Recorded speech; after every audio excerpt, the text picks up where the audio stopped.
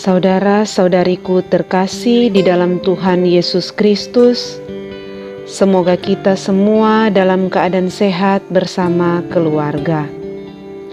Saat ini, marilah kita mendengarkan bacaan kitab suci dan renungan harian Rabu 17 Juni tahun 2020. Bacaan pertama. Tiba-tiba datanglah kereta berapi dan naiklah Elia ke surga. Bacaan dari kitab kedua Raja-Raja. Pada waktu itu, Elia dan Elisa sedang berjalan dari Gilgal. Dan ketika mereka ada di kota Yeriko, berkatalah Elia kepada Elisa, "Baiklah engkau tinggal di sini, sebab Tuhan menyuruh aku ke sungai Yordan." Jawab Elisa, "Demi Tuhan yang hidup dan demi hidupmu sendiri, sesungguhnya aku tidak akan meninggalkan dikau." Lalu berjalanlah keduanya. 50 orang dari rombongan Nabi di Yeriko ikut berjalan dengan mereka. Tetapi mereka memandang dari jauh ketika Elia dan Elisa berdiri di tepi sungai Yordan. Lalu Elia mengambil jubahnya, digulungnya dan dipukulkannya ke atas air. Maka terbagilah air itu ke sebelah sini dan ke sebelah sana. Lalu keduanya menyeberang dengan berjalan di tanah yang kering. Sesudah mereka sampai di seberang, berkatalah Elia kepada Elisa, "Mintalah apa yang hendak kulakukan bagimu sebelum aku terangkat daripadamu." Jawab Elisa, "Semoga aku mewarisi 2 bagian dari rohmu." Berkatalah Elia, "Apa yang kau minta itu sukar, tetapi jika engkau dapat melihat aku terangkat daripadamu, akan terjadilah bagimu seperti yang kau minta. Jika tidak, ya tidak akan terjadi." Sedang mereka berjalan terus sambil bercakap-cakap, tiba-tiba datanglah kereta berapi dengan kuda berapi memisahkan keduanya. Lalu naiklah Elia ke surga dalam angin badai. Melihat itu, berteriaklah Elisa, "Bapakku, Bapakku, kereta Israel dan orang-orang yang berkuda." Kemudian Elia tidak kelihatan lagi oleh Elisa. Maka Elisa merenggut pakaiannya dan dikoyakkannya menjadi 2. Sesudah itu, ia memungut jubah Elia yang telah terjatuh. Lalu Elisa berjalan hendak pulang dan berdiri di tepi sungai Yordan. Dipukulkannya jubah Elia yang terjatuh itu ke atas air sambil berseru, "Di manakah Tuhan, Allah Elia?" Maka terbagilah air itu ke sebelah sini dan ke sebelah sana. Lalu Elisa menyeberang. Demikianlah sabda Tuhan. Syukur kepada Allah.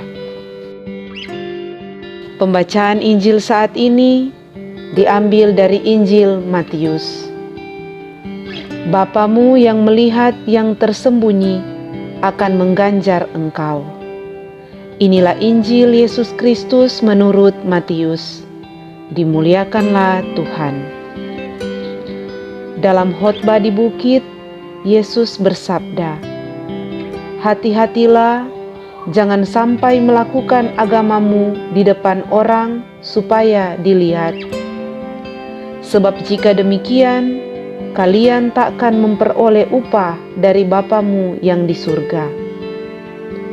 Jadi, apabila engkau memberi sedekah, janganlah engkau mencanangkan hal itu seperti yang dilakukan orang-orang munafik di rumah-rumah ibadat dan di lorong-lorong supaya dipuji orang. Aku berkata kepadamu, mereka sudah mendapat upahnya. Tetapi jika engkau memberi sedekah, janganlah tangan kirimu tahu apa yang diperbuat tangan kananmu. hendaklah sedekahmu itu diberikan dengan tersembunyi.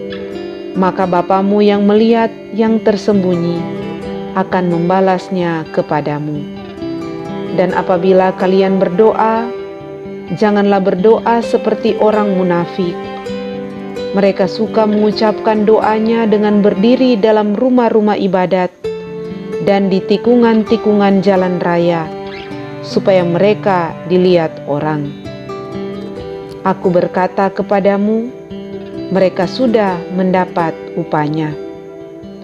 Tetapi jikalau engkau berdoa, masuklah ke dalam kamarmu, tutuplah pintu, dan berdoalah kepada Bapamu yang ada di tempat tersembunyi. Maka Bapamu yang melihat yang tersembunyi akan membalasnya kepadamu. Dan apabila kalian berpuasa, janganlah muram mukamu seperti orang munafik. Mereka mengubah air mukanya supaya orang melihat bahwa mereka sedang berpuasa. Aku berkata kepadamu, sesungguhnya mereka sudah mendapat upahnya. Tetapi apabila engkau berpuasa, minyakilah kepalamu dan cucilah mukamu, supaya jangan dilihat orang bahwa engkau sedang berpuasa, melainkan hanya oleh Bapamu yang ada di tempat tersembunyi. Maka Bapamu yang melihat yang tersembunyi akan membalasnya kepadamu. Demikianlah Injil Tuhan. Terpujilah Kristus. Saudara-saudara terkasih, renungan kita di saat ini diberi judul Bagaikan Ragi. Seorang pembuat kue biasanya membiarkan adonan tersebut dalam cetakan roti selama beberapa saat. Ia melakukan seperti itu untuk membiarkan adonan itu selama beberapa waktu dan tidak langsung membakarnya. Maksud pembuat kue ialah agar roti dapat mengembang karena telah dicampur dengan ragi. Ragi berfungsi untuk membuat roti mengembang. Saudara-saudara terkasih, dalam khotbahnya di bukit, Yesus mengingatkan para pendengarnya untuk mempraktekkan kewajiban keagamaannya seperti bersedekah, berdoa, dan berpuasa secara benar. Tindakan memberi sedekah, berdoa, dan berpuasa yang benar dan sejati tidak dimaksudkan untuk mencari pujian dan tepuk tangan dari orang lain, atau dimaksudkan untuk mencapai tujuan-tujuan tertentu. Yesus menghendaki agar para pengikutnya tulus dalam menghidupi kewajiban keagamaannya. Bagi Yesus, bersedekah, berdoa, dan berpuasa dengan tulus tanpa mencari pamrih merupakan ungkapan cinta kita kepada Allah dan kepada manusia. Dengan cara demikian, kita menguduskan dunia dari dalam, seperti ragi yang dalam keheningan mengembangkan adonan roti. Saudara-saudariku terkasih dalam Kristus, dalam khotbahnya di bukit, Yesus mengajak kita para sahabatnya untuk menghidupi spiritualitas ragi yang walaupun dalam keheningan mampu mengembangkan adonan roti. Sebagai sahabat Tuhan, kita dipanggil oleh Tuhan untuk menjadi seperti ragi yang menguduskan dunia dari dalam lewat pekerjaan-pekerjaan baik kita setiap hari. Kita diingatkan agar setiap tindakan baik yang kita lakukan untuk menguduskan dunia, kita lakukan dengan penuh ketulusan hati, tanpa mencari pujian dan sorak-sorai dari sesama, dan tanpa mencari pamrih demi tujuan pribadi. Bila kita setia menguduskan dunia seperti ragi, Tuhan menjanjikan hidup yang kekal sebagai upah yang akan kita terima kelak ketika kita mengakhiri persiaran hidup kita di dunia ini. Marilah kita hidup bagaikan ragi, yang walaupun dalam keheningan, mampu membuat roti mengembang.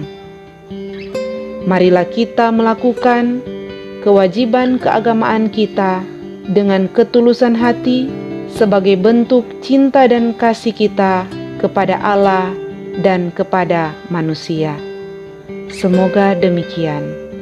Amin.